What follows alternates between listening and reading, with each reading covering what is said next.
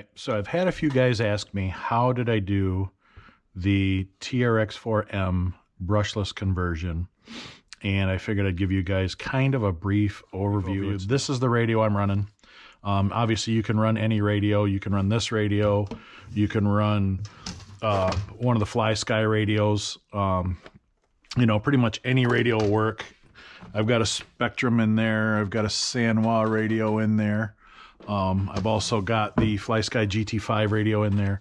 So any radio will work. You just need a really small receiver, or you need to take the housing rather off your receiver. So one of the first things I did was I took the cover off just because I wanted a little SEX24 actual spare on here. So no real reason other than aesthetics for that. And taking these apart is very tricky. So the roof is bolted to the glass. The glass is bolted to the fender wells and the hood and the cowl up front here. So if you want to, and don't forget you have to take your brake lights screws out of there to get the back off, and then there's just one screw through the center. What I did with this Fury Tech setup was I basically took a Enduro 24 skid plate, which had the Fury Tech mount. It was kind of an all-in-one when I bought it, and I machined it down to miss those old transmission screws there and there, where you'd put them in to hold the transmission down into the chassis. And there's one there, and then there's one underneath here. So I didn't cut the TRX4 chassis. I drilled a hole here that goes into that skid plate. I drilled a hole here directly across from it that also goes into the skid plate. Now, it does move a little bit, but very little. And then I put one screw here that goes through the skid plate and into the Enduro 24 skid plate, just kind of as a tester. So what I'm going to do is potentially put a nut on that, get a longer screw and put a nut on that, and that will stop my rocking. But again, it's bolted in because when I drilled through the frame rails and the skid plate, I drilled, you can probably barely see it, but I drilled into the base of the Enduro 24 skid plate. Now, I don't know that you have to use an Enduro 24 skid plate. Just this one was nice and wide, and I got lucky that's what I had. And then, so once I put the skid plate inside the TRX4M skid plate, it was pretty much, I was done. I did have to, because the skid plate makes this all sit up higher, my transmission put my rear drive shaft up a little higher. So I think after a while, I'm going to run the SEX24 drive shafts because these outputs are pretty small. These ones are a little bigger. I think they did that proprietarily, so you can only use the TRX4 aftermarket drive shafts. I know guys have been complaining they're losing this O-ring and the pins coming out. But what I'm going to do is basically put this gear in a drill or in a lathe and just take and machine this down to where one of the metal SEX24 drive shafts will work in the front and the rear. But again, she's in there really good. Now, obviously with that, I couldn't use the TRX4M battery because it was proprietary to the ESC, which I don't even know what I did with that anymore. And then this little zip tie is just for the motor wires, so I don't have anything sliding around. So I'm running a bigger battery. Let's see, there you go. So I'm running an 800 milliamp battery. And this battery is nothing special. It's we'll say a mini quadcopter battery. It's a 2S74 800 milliamp battery. Dimensions, let's see here. And give you guys some dimensions to let you know what you might be hunting for. This is kind of important. So 20 millimeter by 60 millimeter by, we'll say 30 millimeter. 28 gives you a rough size, so you can see that there maybe. So that gives you some dimension sizes for the battery. And then basically ran my wires in the stock location underneath the battery tray like they were, and just zip tied for now, zip tied a receiver in here where the old ESC used to sit with those 2 screws. One thing I had to do again, sorry, I got sidetracked with the drive shaft thing. I had to put spacers under there because otherwise this would have sat on the drive shaft. They're 5 or 6 millimeter, whatever they are. And that lifted up. As you can see, it's kind of on an angle. She's a little tilted. And I put this in the truck so I could clear my drive shaft. It doesn't really matter. And again, I'm running a pretty stout battery in comparison to the stock one. It's 800 milliamps. It's 2S. That slides right in, and I can still utilize my rubber strap. Now, should I choose to go back to a stock configuration, this is going to be really easy. Basically, 3 screws and this transmission will come out, 2 screws off the drive shaft, either ones. And then I can drop the stock transmission back in here with a stock motor. Guys were asking what is the benefits brushless versus brushed. And the nice thing is with the FuryTech stuff, here's my little Bluetooth module, is I can program this from my phone.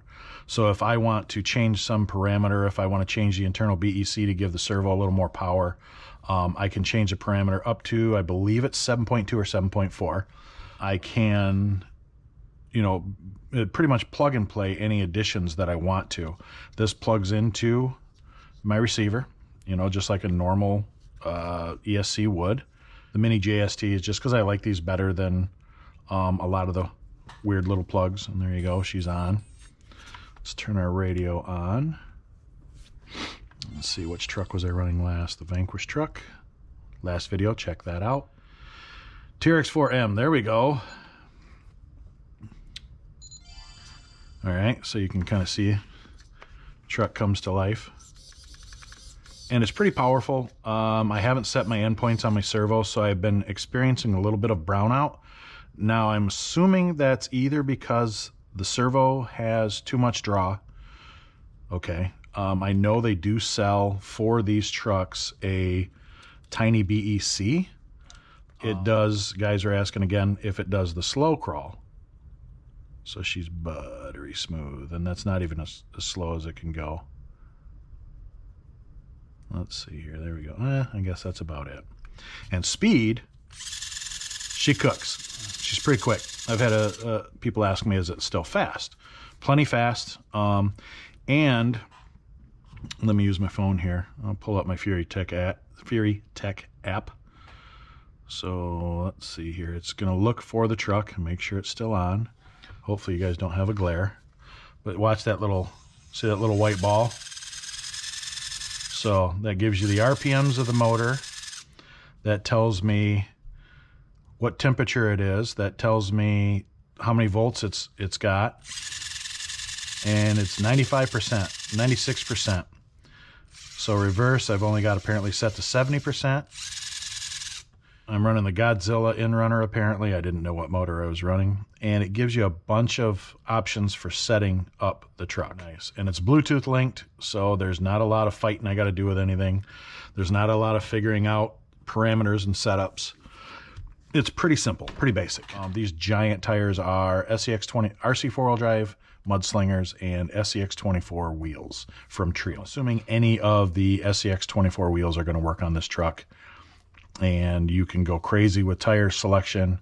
I don't have any interference in my chassis with my servo, but the only one I've found is, I believe it's 0263 or 0264. So let's see under lock if I get any binding. So yeah, there's a little binding there. That's probably going to be from the dog bones, but it doesn't stop it. And obviously, let's see if I can climb the body here. Or hold our body still for us. Yeah, see, it doesn't stop crawling like the stock ESC has it do. And that's what's nice about all the FuryTech stuff. I'm very hobby wing oriented with a lot of my crawlers for brushless. And I've had the most fun with those, being simple setups, easy to tune and change parameters on. So this has, for me, been kind of really nice like the FuryTech stuff is. And this is a 2204 1400 kV Komodo motor. But just shoot me a message, question in the video, comments. Please share my videos. Let guys know what potential is out there for someone with a little bit of, time and energy if they want to make something unique and a little bit more of their own. And I'm sure over time, other places, even Fury Tech is going to, companies rather, even Fury Tech is probably going to come out with a direct drop-in transmission for this, which if they do, it's probably going to be a skid plate and they'll just use this SCX24 transmission. Normally with my SCX24s, I can't roll the truck because of the worm gears. This, with the truck off, rolls really nice. So it's not fighting anything. It's not binding. Those drive shaft angles are pretty wretched. But I'll look into different links potentially down the line. I'll make the top links a little longer. So we change this pinion angle, make it go up towards the transmission a little more. She still locks on like she's supposed to. And it's a really durable little truck. Traxxas did a good job. I'm going to be curious to see if anybody else starts doing the 18 scale stuff besides the Capra, because this would be a really cool market. The FMS trucks are really cool. They are 18 scale as well. So as you guys saw, my FJ in one of the previous videos is the same size as this. It doesn't have the fender well openings that this does, so you couldn't put a set of tires probably this big on it without modifying your body. And as you can tell, these drop right in my fender wells. All right, guys, thanks for checking out the video. Again, please share, like the video, shoot me a comment if you got any questions on anything. Other than that, have a great evening and stay warm out there. See you guys.